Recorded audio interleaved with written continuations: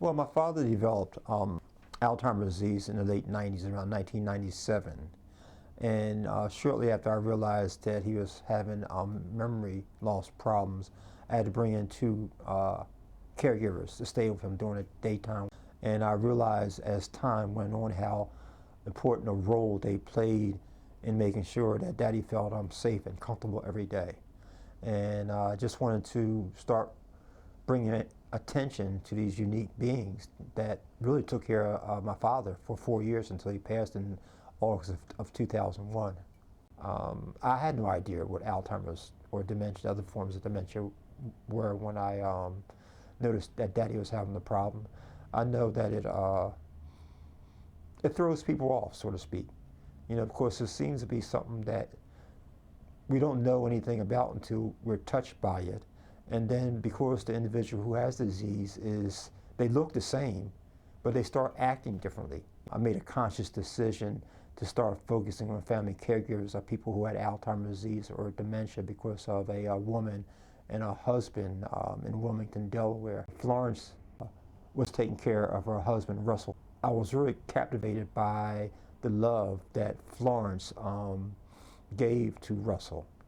He was 56 years old when I met him.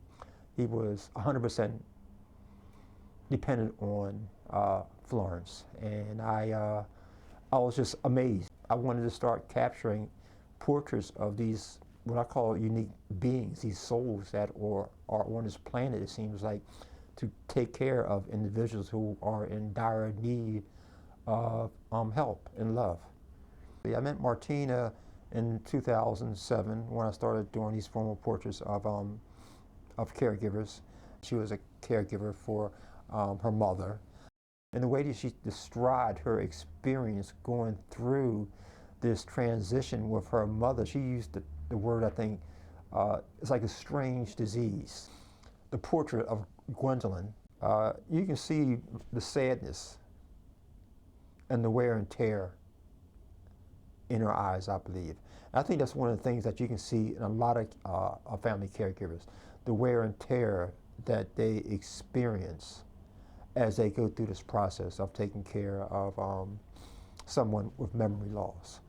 Because like I said before, there's no training. They haven't been trained to be a family caregiver. When it starts, there's no understanding of how long it might last. Because they have this really, I'll call it strange tendency to not want to step forward and be recognized for what they're doing.